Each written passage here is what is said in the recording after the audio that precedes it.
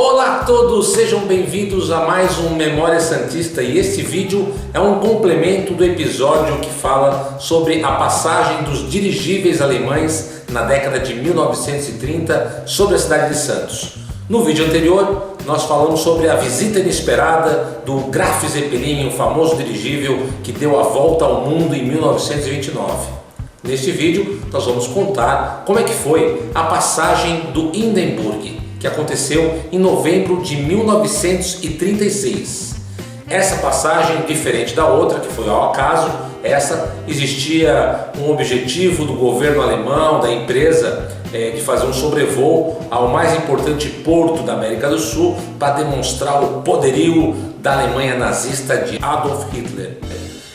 Está interessado em conhecer essa história? Então segura a onda, porque daqui a pouco nós vamos contá-la tintim por tintim, aqui no Memória Santista.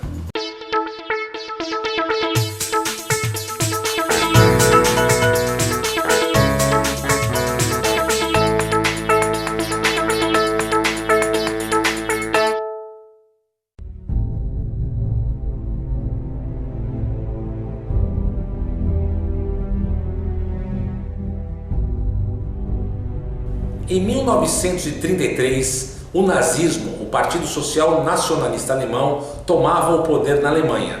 Vamos lembrar que o Graf Zeppelin, quando passou por cima de Santos em maio de 1933, foi justamente neste meio de conflito, de situação política na Alemanha, na ascensão do nazismo e do partido de Adolf Hitler. Em 1936, o nazismo já estava consolidado na Alemanha. Foi quando a empresa Zeppelin estava construindo o maior dirigível do mundo, maior até do que o Graf. E esse dirigível chamava-se Hindenburg. Porém, o governo alemão, sabedor da construção deste poderio aéreo, exigiu que a empresa, a Zeppelin, nominasse esse dirigível com o nome de Adolf Hitler, até para demonstrar todo o poderio da Alemanha e todo o ego do seu grande líder, que era Adolf Hitler. Porém, a empresa e os seus dirigentes, que eram antinazistas, não aceitaram essa imposição do Partido Nacional Socialista e mantiveram o nome Hindenburg. O que aconteceu? O grande propagandista, o grande mentor da propaganda nazista, Goebbels, na Alemanha, ele fez uma pressão violenta contra a empresa e exigiu que na cauda desse Zeppelin do Hindenburg fosse colocada a suástica nazista, que era o símbolo máximo, o símbolo do governo de Adolf Hitler. Vale lembrar que também naquele ano de 1936 estava acontecendo na Alemanha as Olimpíadas de Berlim e o Partido Nacional Socialista de Hitler estava com muita vontade de demonstrar todo o poderio e toda a ascensão da Alemanha, um país derrotado na Primeira Guerra, que tinha se recuperado e estava demonstrando todo o seu poderio bélico e potencial econômico e tecnológico. Enfim, Hitler queria mostrar para o mundo que os alemães estavam mais vivos do que nunca e mais poderosos do que nunca também. E foi nessa situação que o Hindenburg veio até o Brasil. Hitler queria fazer uma aproximação do governo brasileiro de Getúlio Vargas e para isso ele convidou então todo o staff de governo, os ministros de Getúlio Vargas, para conhecerem o Hindenburg e, conhecendo o Hindenburg, dar uma espécie de passeio pela costa brasileira a partir do Rio de Janeiro. E foi nessa circunstância que o Hindenburg sobrevoou Santos naquele final de novembro de 1936. Ao contrário do Graf Zeppelin, que passou em Santos na parte da manhã, o Hindenburg sobrevoou Santos no final da tarde, mais ou menos a partir das 5h30, quando apareceu ali na região já do Guarujá, vindo na direção de Santos.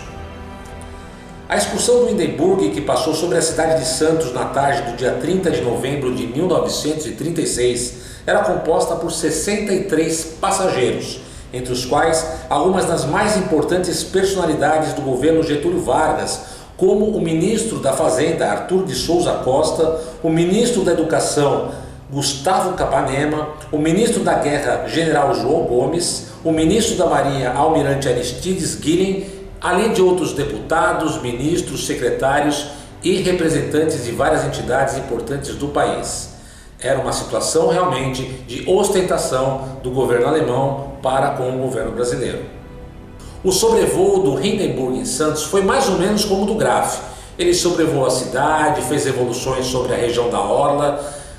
Quando passou por cima da ilha Urubuxaba, um fotógrafo que estava no alto do Morro Santa Terezinha registrou uma das imagens mais conhecidas da passagem do Zeppelin em Santos. Este mesmo fotógrafo depois tirou uma foto na região ali do José Menino, uma foto na região onde está hoje o atual Orquidário, e depois ele foi para o centro, fez aquela evolução toda, a cidade toda entusiasmada, assustada, né, com o tamanho daquele dirigível que era ainda maior do que o de 33, que era o Graf Zeppelin. Enfim, foi uma coisa assim realmente marcante para a história de Santos.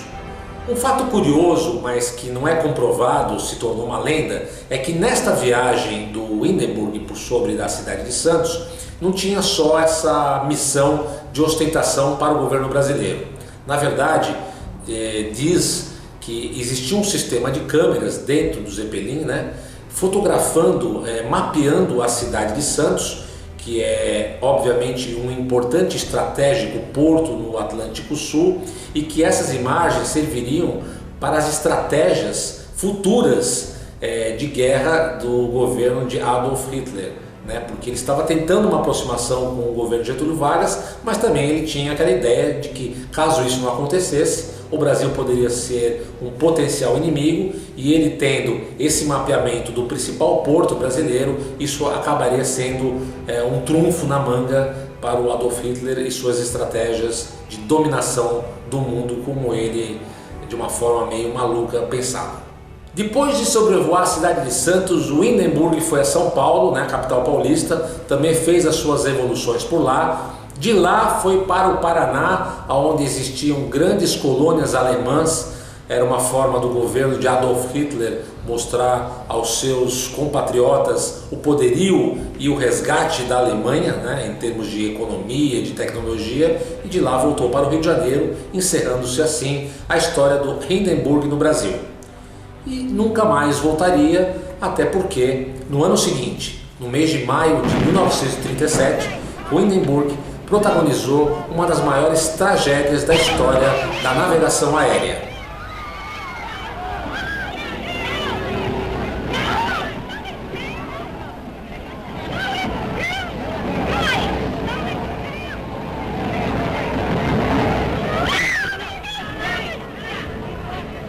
Por um bom tempo, discutiu-se a causa do acidente. Falava-se que a culpa era do combustível hidrogênio, mas também se pensou em sabotagem.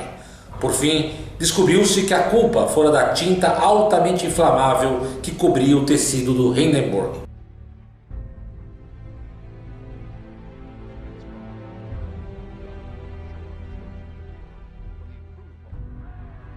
Bom, é isso aí, gente, e assim nós terminamos com esse vídeo, o episódio sobre a passagem dos dirigíveis alemães em Santos. Espero que vocês tenham gostado.